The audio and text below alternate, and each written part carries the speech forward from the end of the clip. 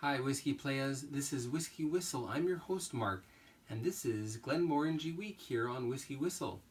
Today this is Whiskey Review number 128, and that is going to be Lasanta from Glenmorangie. Sorry for the small bottle. This is actually the former version. This is the 46% unchill filtered version. The current one is 43%. So I will do a review on that one eventually, especially if I can find a miniature or if I'm going to be traveling and I see it at duty free in the 1 liter bottle. This one I paid 12,001 for, anyway, that's an authentic one. So we'll get that opened, we'll get it poured, and we will talk about the nosing, the smell and the taste, the palate, and then also we'll talk about the aftertaste, the finish. Now, pretty cool little bottle. It's exactly the same shape as the original series, the original bottles. Get that top off there. And while I'm getting this ready, let me just go ahead and mention a couple of things. First of all, I'm so glad you're here. If you haven't subscribed to Whiskey Whistle, please do so. That would be a big help. You can click the link right there in the corner. Come on now. Well, that's not happening, so we'll just go like that. And you can see my mustache. Now, that's not my normal look, so I'm doing that for the month of November because it is Movember. Now, this year I am not taking donations for Movember through my own Movember profile. That's about enough, just a hint more. There. Okay, so that's roughly 25 milliliters, about half the bottle or so, a little left for another day. So yes, I'm not actively seeking donations for Movember, for that charity. Great charity. If you do support it, that's great. But if you'd like to, what I'm doing for this month is to help out a good friend of mine in the UK. His name is Ben Bowers. And through his YouTube channel called A Dram a Day, A-D-R-A-M-A-D-A-Y, A Dram a Day, you can help him reach his goal of raising £5,000 for children's heart surgery. Okay, so go to justgiving.com/A Dram a Day and donate whatever you can, a pound here, $1 there, 1,000 won or two, 100 or 2 yen if you're in Japan. Okay, wherever you are, if you can spare a little bit, that would be a big help for children's heart surgery research and funding, and also to help Ben reach his goal of £5,000. Very interesting YouTube channel. Also, he also reviews whiskeys. And for the year, he is doing 1 dram a day, 1 glass a day. That's about a dram. That's a healthy dram, according to him, most like. To some, you may feel that's a bit of a short pour, but I assure you that is certainly enough to enjoy. Now, so this is 46% ABV. Why am I hiding the bottle over here? That's Lasanta. That is maybe not the very first version of the packaging style, but before they switched to a lower ABV, that was either the previous or the one before that, anyway. I haven't tried this in a long time. I think I have probably bought 1 bottle myself. My mother bought a bottle, and my good friend Fred, who now lives in Ontario, he also had a bottle. So I've had this at least quite a few times anyway. My own bottle came and went, tried some of my mom's, tried some of his. And what everybody said was that this was a very nice whiskey, but possibly not their most favorite from that extra matured range. The extra matured range, you've got the 10-year original Glenmorangie, aged in ex-bourbon casks. First fill ex-bourbon casks, ex-bourbon barrels. Then they transfer it to a different cask, in this case to sherry, and I believe it is Oloroso and PX, Pedro Jimenez casks that they do the extra 2 years in. Okay, so onto the nose, and before that we'll have a very short advertisement right here. Welcome back, Glenmorangie Lasanta. It definitely has a sherry-esque nose. Very, very nice nose. You've got some ripe red fruits, ripe grapes, ripe plums. Yes, you've got baking spices in there too, and some orange. But there's also some jamminess to it. Not quite a dried grape like raisins or dried plums, but more like a plum jam or a cooked down kind of a raisin jam. Grape jelly, I guess, maybe? Yeah, kind of like Welch's grape jelly. It's almost like very ripe Concord grapes, you know, the ones that squish out like eyeballs.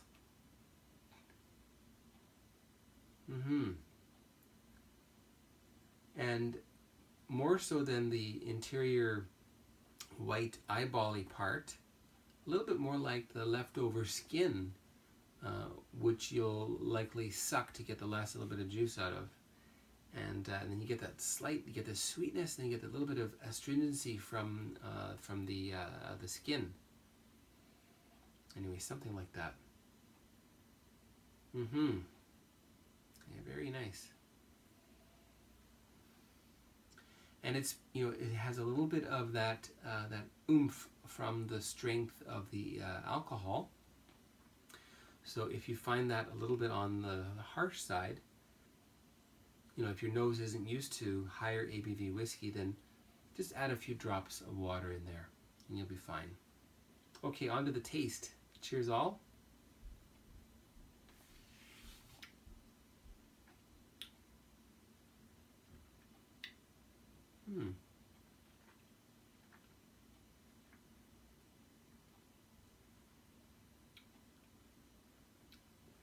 Well,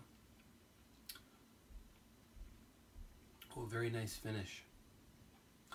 Sorry to jump ahead, but you know, I haven't tasted this in a while. I don't have any notes prepared, so this is a one-off. The palate is very much the taste. The taste is very, very much in line with the nose. Some grapiness, some dried raisins, grape jam, grape jelly. That kind of a really bright, tart sweetness is coming through.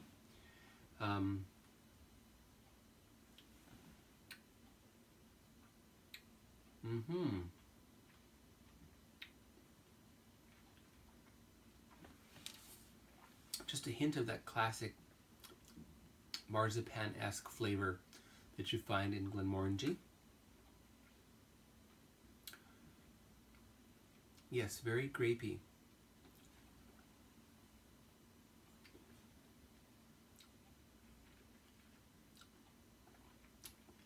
Again, more on the fresher end of grape and plum. And the finish, you do get a little bit more raisins, some butterscotch. Surprisingly, this one's also a little bit on the salty side.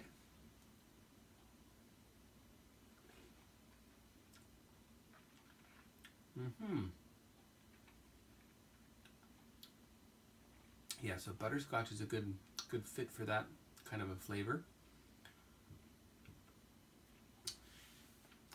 And the finish again carries quite a long time. And it really does get sherry-esque, especially in the finish. The nose and the palate are still predominantly controlled by the bourbon casks here, and then it's just had a little bit of we'll call it enhancement from the sherry cask. A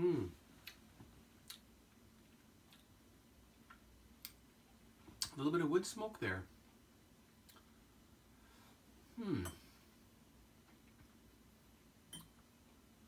Okay, so we'll add in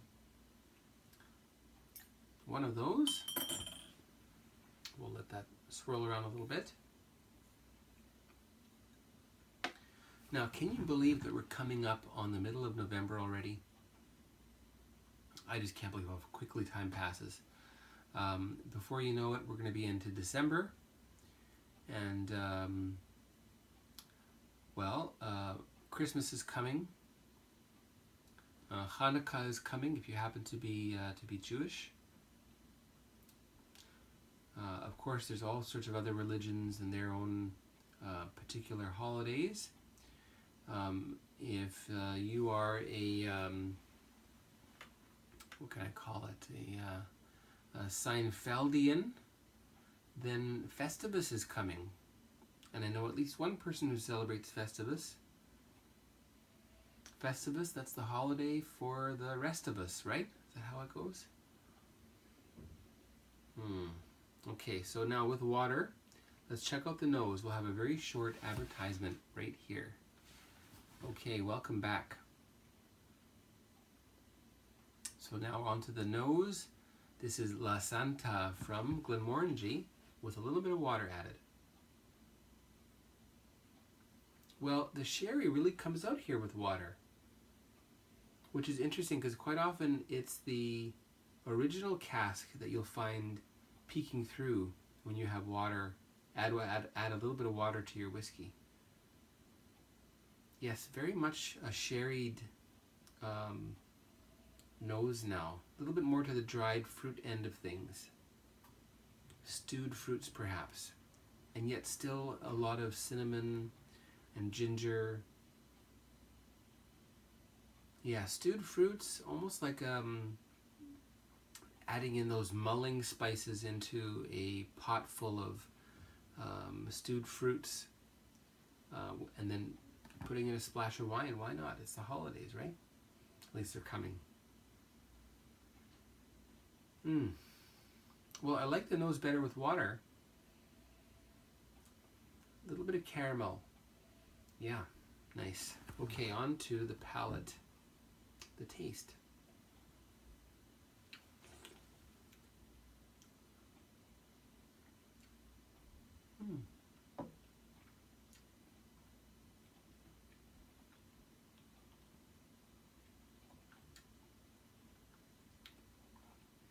Even juicier.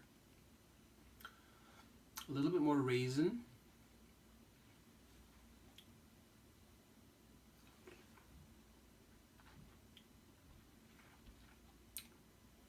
When you combine it with that slightly salty, rich mouthfeel, it's almost like a little bit like a butter tart.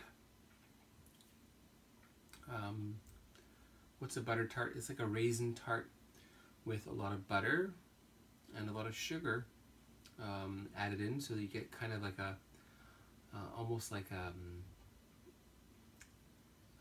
consistency of an icing with raisins, plumped up raisins from the cooking, from the sugar and the juices, and then done in a pie crust, but you know, smaller little tarts.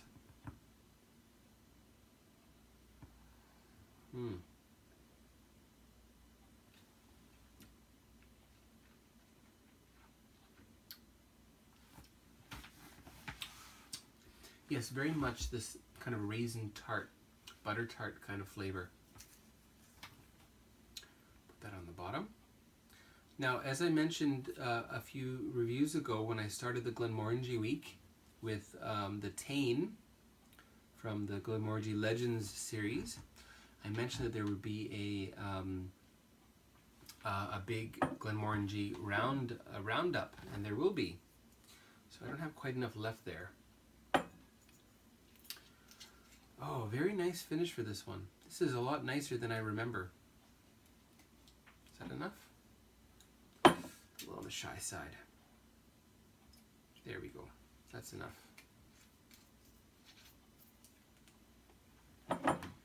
Isn't it? Yep. Okay, don't put that there anymore. There it is. Sorry for the banging. I needed a bigger table today, so that's why it's a little on the noisy side.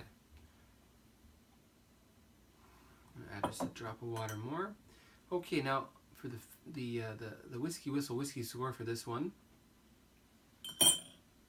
I'm very, very happy with this. And you know, the last time I had a bottle of this, I was, was I a newbie? Well, I didn't know anything about putting water in whiskey at the time. I did drink it neat. I drank it from an old-fashioned glass, from a rocks glass, you may call it. And I never used ice. But you really, you don't get the nose like you do with a nosing glass. I don't know why I keep burping towards the end of my reviews. I do apologize. Well, boy, I do like that.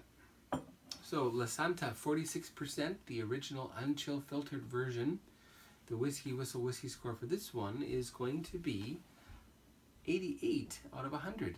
Yes, 88. I do like this a lot.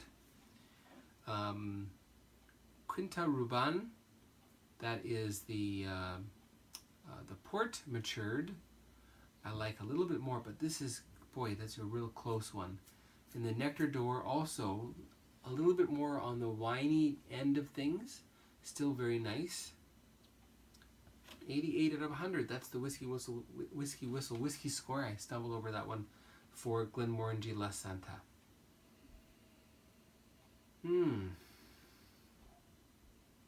Yes, that's very nice. Definitely worth it.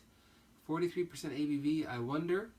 I will try it at some point very soon, hopefully in a miniature form. I'm going to keep this amount until I have it, and then we can compare them. There should be enough of that available here and there. If you're in the US, definitely available. Still on shelves in Canada, as far as I know. So just have a look-see and see what you can find, okay? All right, so thanks for tuning in.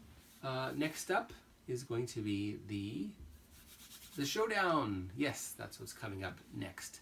The Glenmorangie Roundup, the showdown. 11 Glenmorangies on one table. This one right here. And we'll see you very soon.